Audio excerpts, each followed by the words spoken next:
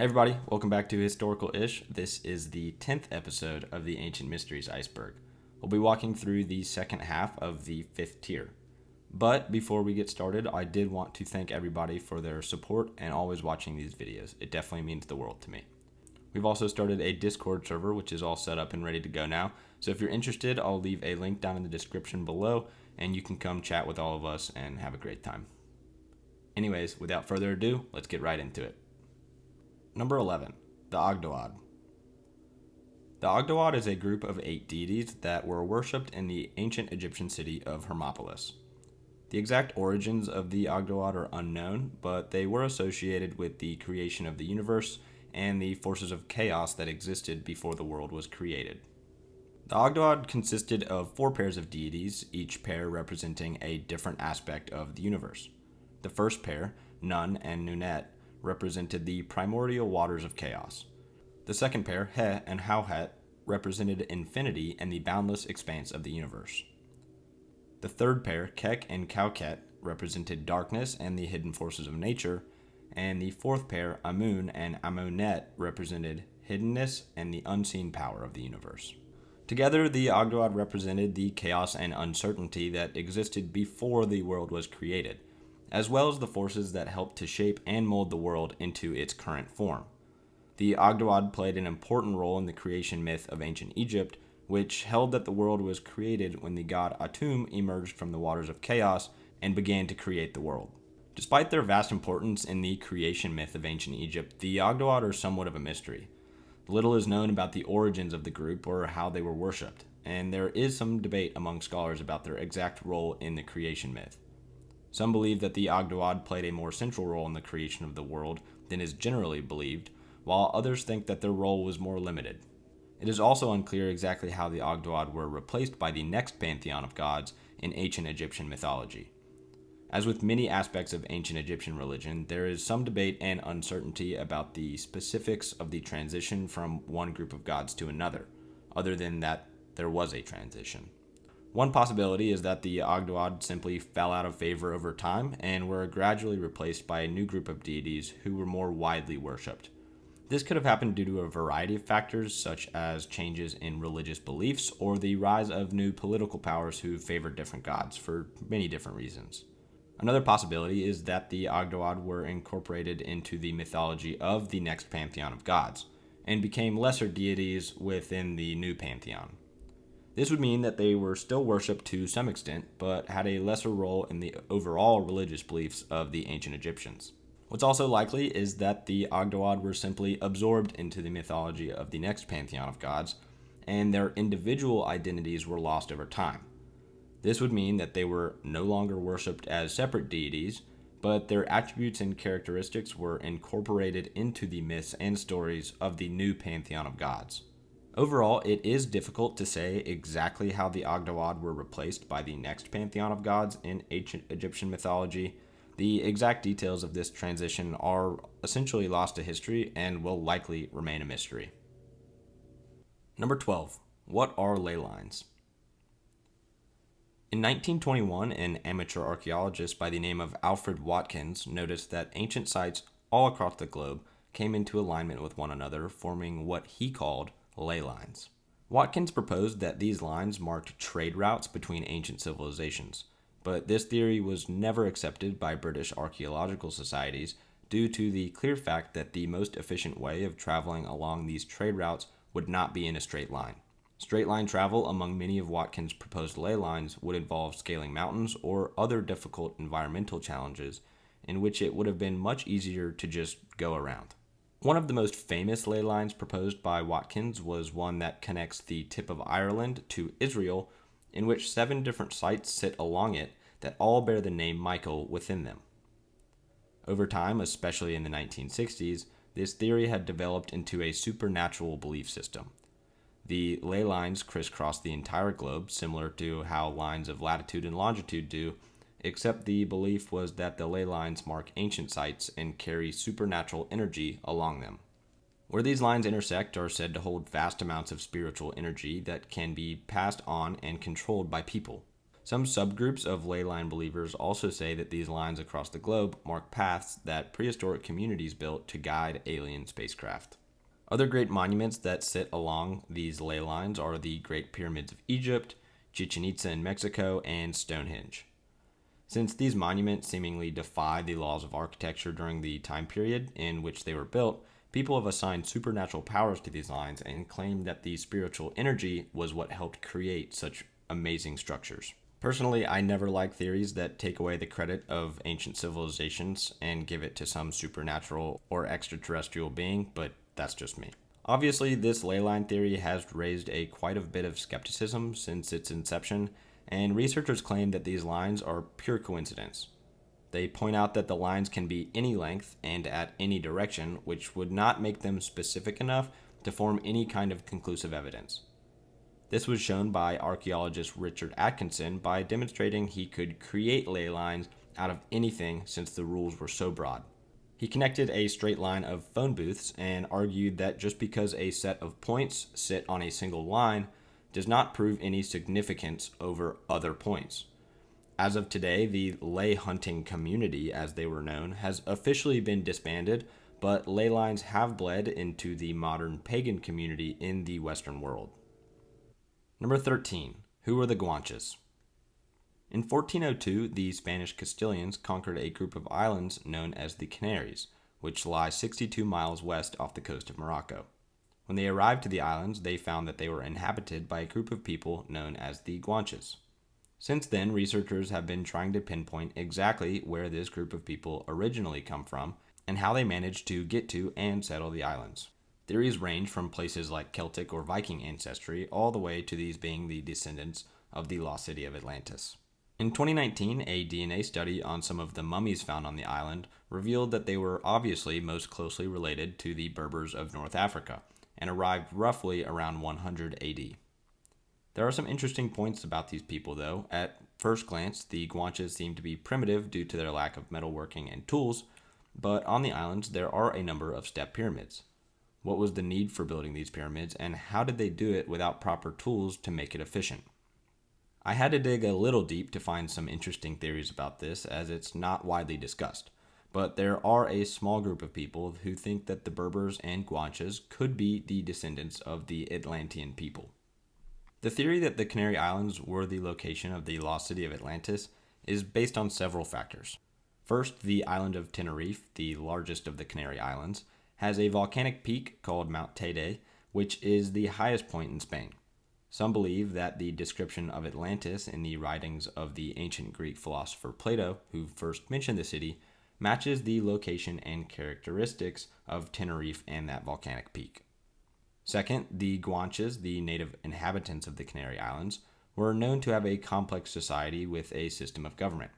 They were also skilled farmers and fishermen, and some believe that these traits also match the characteristics of the people of Atlantis described by Plato. Third, the Guanches believed to be of North African Berber origin, and some have suggested that this connection to Africa further supports the idea that the Canary Islands were the location of Atlantis. This is because of all the theories floating around of Atlantis being in West Africa, as well as them also being connected during the Ice Age. Fourth, the ancient Egyptian historian Diodorus Siculus wrote about a group of islands in the Atlantic Ocean called the Fortunate Isles, which some believe could be the Canary Islands. These islands said to be inhabited by a virtuous and peaceful people who lived in a state of prosperity and happiness. Despite these factors, the theory that the Canary Islands were the location of Atlantis is generally considered to be a myth. There is no concrete evidence to support the idea, and many experts believe that the lost city of Atlantis is a purely mythical place. The true location of Atlantis, obviously, if it even existed, remains a mystery.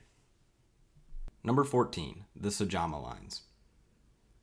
The Sajama Lines are a series of geometric shapes and lines etched into the ground in the Sajama National Park in western Bolivia.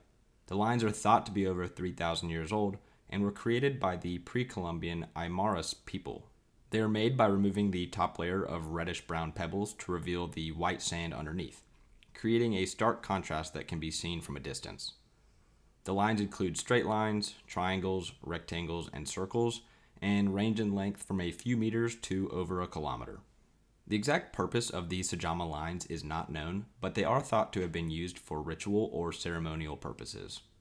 Some theories suggest that the lines were used to mark the movements of celestial bodies such as the sun and stars, while others suggest that they were used for agricultural or astronomical purposes. The lines are also believed to have spiritual significance for the Aymara people who continue to live in the region today. In addition to the mystery surrounding their function, the Sajama lines are also shrouded in mystery due to their location. The lines are located in the Sajama National Park, which is a remote and inhospitable region of western Bolivia. The park is located at an altitude of over 4,000 meters and is home to some of the highest peaks in the Andes Mountains. The harsh conditions of the region, combined with the fact that these lines were not widely known outside of the local Aymara people, have made it difficult for researchers to study and understand these lines. The Sajama lines are one of many examples of geoglyphs found around the world, including the famous Nazca lines in Peru. These lines, which were created by the ancient Nazca culture, are also thought to have had a ritual or ceremonial purpose, but just like the Sajama lines, their exact function remains a mystery. Like the Sajama lines, the Nazca lines were only brought to the attention of scholars in the early 20th century, when they were first observed by aerial surveys. Today, both the Sajama lines and the Nazca lines are considered important examples of ancient engineering and are protected as cultural heritage sites. Number 15, the Iron Pillar of Delhi. The Pillars of Delhi refer to several pillars that were constructed in the ancient city of Delhi, India, during the time of the Mughal Empire. These pillars were created as part of the city's architectural design and were intended to serve as both decorative and functional elements. The most famous of these pillars is the Iron Pillar, which is located in the Qutb complex in Delhi. This pillar is obviously made of iron and is believed to have been constructed during the reign of Chandragupta II under the reign of the Gupta Empire from 375 to 413 CE. The pillar stands at a height of 7.21 meters and is inscribed with inscriptions in the Brahmi script. There are several mysteries surrounding the Iron Pillar of Delhi. One mystery is related to the origins of the pillar.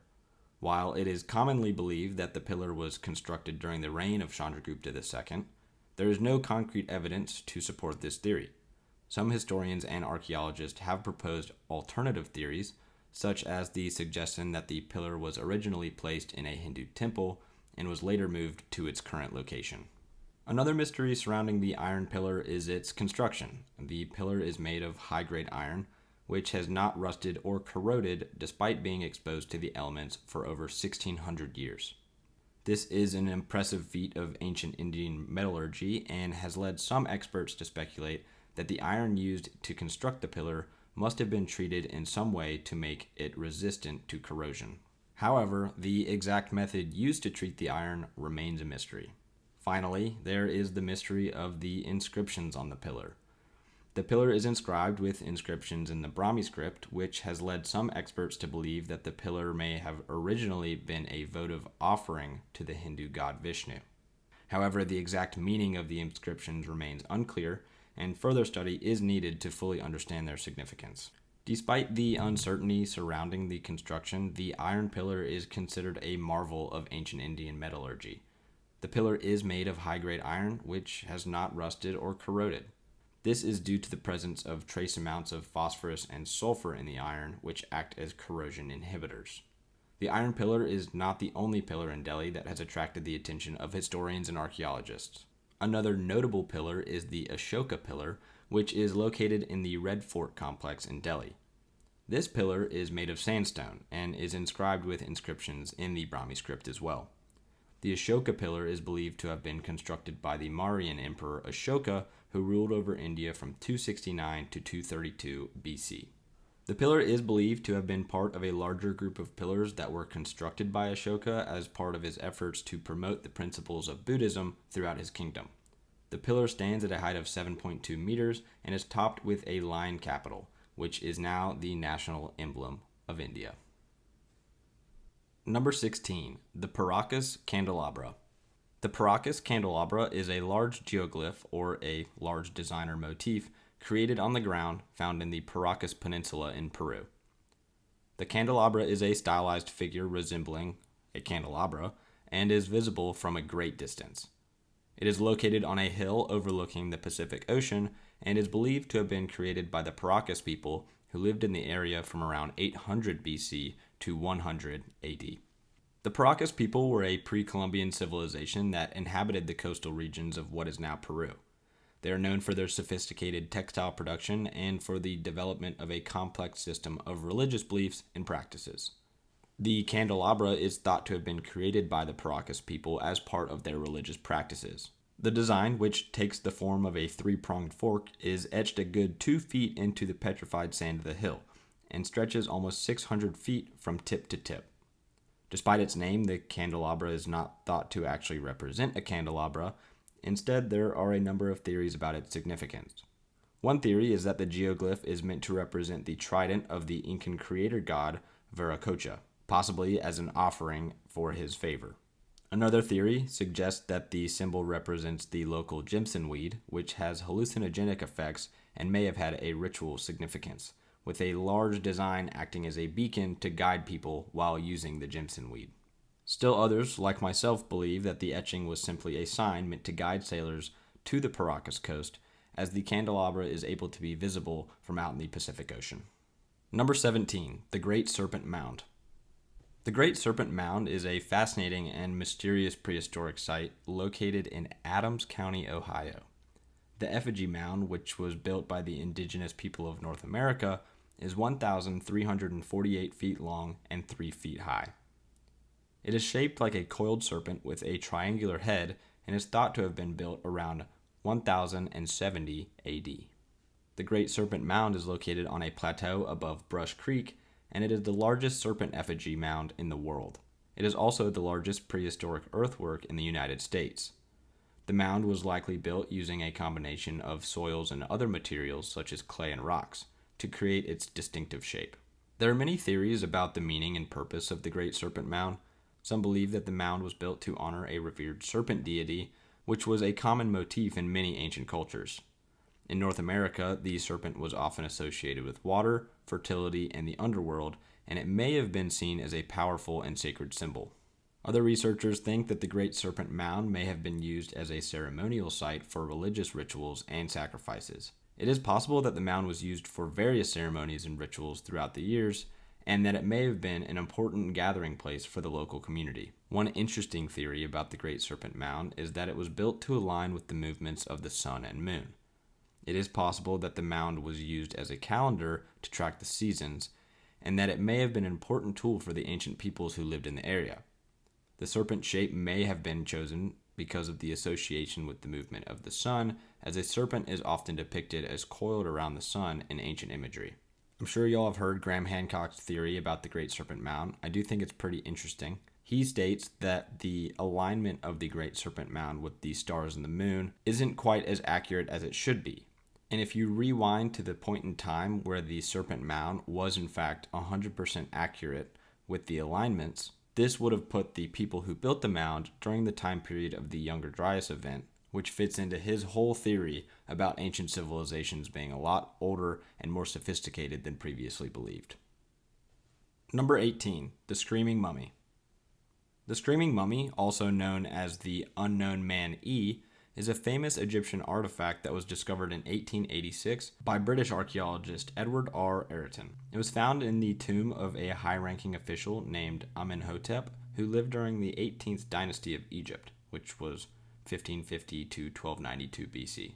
The mummy, which was wrapped in linen bandages and placed inside a wooden coffin, was in a state of excellent preservation, but its facial features were distorted, giving it the appearance of a person who was screaming. Ayrton and his team were initially puzzled by the mummy's strange facial expression, and they initially thought that it may have been a result of a medical condition or disease. However, further examination revealed that the mummy's internal organs were in good condition, leading some experts to suggest that the screaming expression may have been the result of a ritualistic burial practice in which the deceased mouth was purposely left open to allow the soul to escape. Another theory is that the screaming expression was the result of a curse. In ancient Egypt, it was believed that a person's soul could continue to haunt the living if their body was not properly prepared for the afterlife. As a result, mummies were often given elaborate burial rituals and inscribed with protective spells to prevent their spirits from returning to haunt the living. It is possible that the screaming mummy was the victim of a curse that caused its soul to become trapped inside its body, resulting in the distressed expression that we see today. Despite the many theories that have been proposed, the true cause of the screaming mummy's expression remains a mystery, although the leading explanation is that after death, the ligaments and muscles within the jaw start to relax, which caused the expression that you see here. Number 19. What happened to the Anasazi? The Anasazi were a Native American culture that lived in the southwestern United States in what is now Arizona, New Mexico, Colorado, and Utah. They were skilled farmers and craftspeople and are known for their distinctive architectural style, which included the construction of cliff dwellings and other structures made of stone. Some of the most well-known Anasazi sites include Mesa Verde in Colorado and Chaco Canyon in New Mexico. The Anasazi lived in the Four Corners region of the Southwest for many centuries, but by the 1300s they began to abandon their settlements and move to other areas. This period of migration and relocation is known as the Anasazi diaspora. It is not entirely clear why the Anasazi decided to leave their homeland, but some possible reasons include drought, famine, warfare with other Native American groups, and internal social and political unrest, or a combination of all of these. Drought is thought to have been a significant factor in the Anasazi's decision to leave their settlements. The Southwest is an arid region, and the Anasazi relied on farming and irrigation to grow their crops. If there was a prolonged period of drought, it would have made it difficult for them to sustain their agricultural practices and support their community. Drought obviously leads to famine, which is another possible reason for the Anasazi's migration. If the Anasazi were unable to grow enough food to feed their communities because of drought or other factors, it would have put pressure on them to find other sources of food or to relocate to areas where they could sustain themselves. Warfare is also a potential factor of the Anasazi diaspora. The Anasazi lived in a volatile region where different Native American groups competed for resources and territory. If the Anasazi were involved in conflicts with other groups, it may have made them to decide to move to safer areas. In addition to these external factors, there may also have been some internal social and political issues that contributed to the Anasazi's decision to leave. For example, there may have been conflicts or tensions within the Anasazi communities that made it difficult for them to maintain their current way of life. Overall, it is most likely that it was a combination of these factors rather than one singular one that made the Anasazi's migration and relocation necessary. Obviously, the full story of what happened to the Anasazi is still being pieced together by historians, but it will be interesting to see if we ever learn what the main reason for them leaving is. And number 20, Cabeiri. The Cabeiri were a group of ancient deities associated with the island of Samothrace in the North Aegean Sea. They were considered to be some of the most powerful and important deities in the region, and their cult was widespread throughout the ancient Greek world. The Cabeiri were thought to be chthonic deities or deities associated with the underworld, and they were often associated with the mysteries of the afterlife. The origins of the Cabeiri are shrouded in mystery, and there is little concrete information about their mythology. Some scholars believe that they were originally a group of indigenous deities who were later synchronized to the Greek pantheon, while others believe that they were imported to Greece from other parts of the ancient world. Regardless of their origins, the Cabeiri were thought to be powerful deities who were capable of bringing fertility and abundance to the land. The cult of the Cabeiri was centered on the island of Samothrace, where they were worshipped in a series of elaborate and secretive rites known as the Mysteries of the Cabeiri.